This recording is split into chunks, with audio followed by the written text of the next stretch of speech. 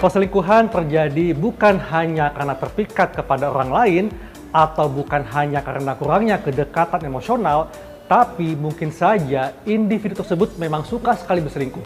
Nah, apakah ini suatu gangguan jiwa? Saya akan membahasnya bersama Dr. Darmawan, dokter psikiatri, untuk Anda pemirsa Hidup Sehat Plus.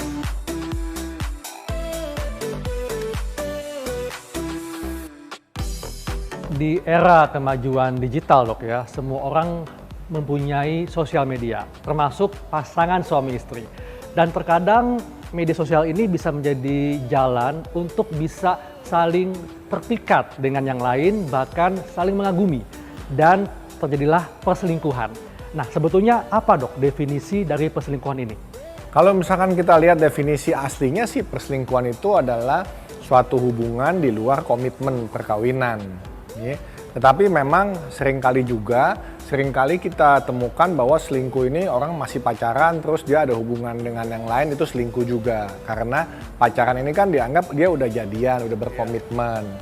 Sehingga kalau ada sesuatu yang mengkhianati, sesuatu yang membohongi, nah itu seringkali sudah dimasukkan di dalam kategori selingkuh, seperti itu. Apakah selingkuh ini selalu disebabkan karena pasangan terpikat dengan orang lain atau mungkin karena kurangnya kedekatan emosional dengan pasangan yang sah? Jadi memang kalau tadi kan diawali dengan media sosial ya. Nah, media sosial ini kan sebetulnya kan bukan realita yang sesungguhnya. Media sosial ini sebetulnya menampilkan apa yang bagus-bagus aja. Nah, seringkali orang itu terbawa oleh ilusi ya. Jadi bukan realita yang sebenarnya, tapi dia mempunyai ilusi yang bagus-bagus tentang sosok lain.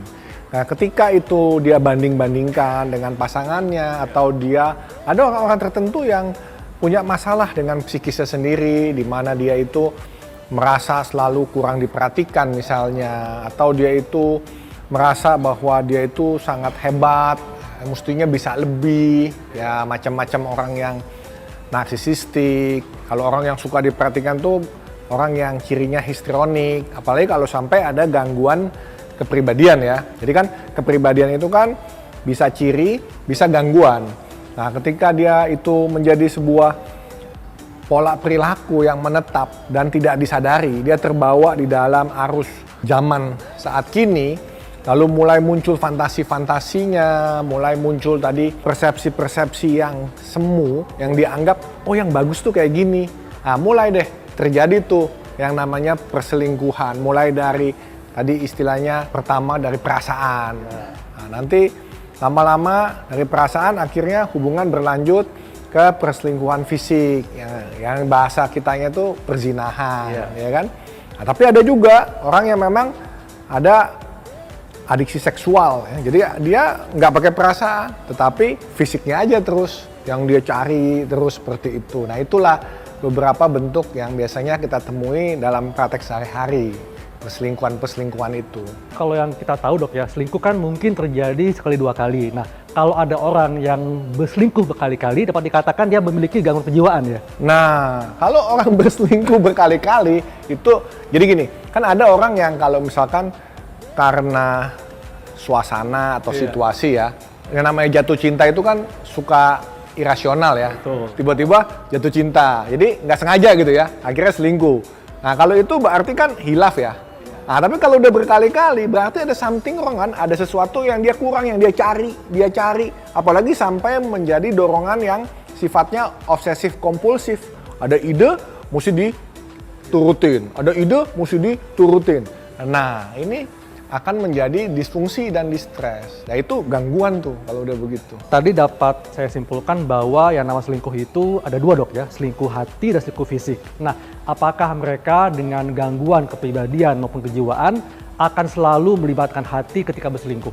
Kalau dalam ilmu psikoseksual tidak selalu. Jadi kalau misalkan tadi yang selingkuh fisik, itu bisa aja dia itu hanya nafsu gitu loh, ngelihat fisik, dia hanya nafsu ngelihat fisik, sehingga dia itu suka main perempuan atau mencari laki-laki gitu yang asal cocok dengan dia punya image ya, dia punya bayangan. Nah, tetapi kalau yang satunya lagi, yang tadi misalkan ada orang dengan masalah kepribadian, memang klaster B ini klaster kepribadian yang sangat melibatkan emosi, yang emosional. Jadi orangnya sensitif, terus kemudian ya mungkin kadang-kadang kelihatannya mudah marah, atau mudah tersinggung, atau mudah bad mood gitu ya. Nah, biasa kalau orang-orang seperti ini memang sudah melibatkan perasaan gitu. Jadi kan tadi misalkan orang yang cirinya histrionik, dia kan senang diperhatikan. Dia diperhatikan itu, dipuji-puji, diperhatikan itu dia langsung, aduh kayaknya seneng ya. Nah, dia udah mulai tuh main tuh di sana, main perasaan. Atau orang yang narsisistik kan, dia merasa diri selalu didahulukan, dia selalu benar, dia selalu lebih dari siapapun. Jadi begitu ada pasangan lain atau ada temennya yang suka memuji-muji dia, suka mendahulukan dia, melayani dia gitu, kayaknya dia dibuat spesial, langsung dah tuh perasaannya main seperti itu. Nah itu melibatkan masalah emosional, itulah yang berhubungan dengan masalah mental nih, kejiwaan gitu. Tipsnya supaya seseorang tidak mudah selingkuh, terutama bagi mereka yang memang sudah mengalami, sudah ada gangguan kejiwaan. Jadi intinya dok, nomor satu ya, kita mesti tahu dulu ya, bahwa pasangan itu bukan milik kita. Jadi kita bukan memiliki karena oh ini udah saya kasih mas kawin, oh ini kita sudah ada ininya, berarti ini udah milik saya. Tetapi prinsip dengan pasangan bahwa saya adalah kekasihmu. Jadi menjadi kekasihmu. Bagaimana dari diri sendiri ya kita bisa menunjukkan bahwa saya ini adalah layak menjadi kekasihmu. Demikian juga sebaliknya. Jadi mulai dari sendiri-sendiri selalu menyadari, selalu aware. Kalau misalkan diri sendiri ada tadi distress dan disability, ada masalah emosional, ada masalah perasaan yang nggak kunjung selesai, juga mesti aware dulu bahwa saya ada sesuatu ya, kenapa ya saya nggak puas, kenapa ya saya selalu mencari seperti ini.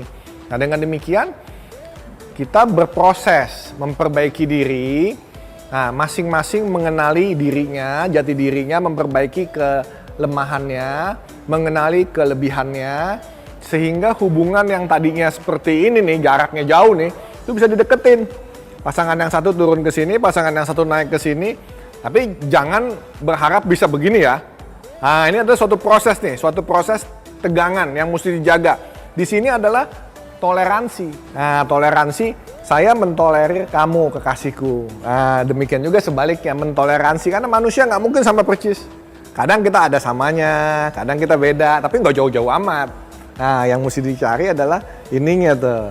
Nah itu yang dijaga dok. Jadi tipsnya selalu menjaga kewarasan, kesadaran diri sendiri dulu, lalu bagaimana kita membantu mengembangkan pasangan, saling mengembangkan dengan pasangan supaya ini bisa jalan terus nih.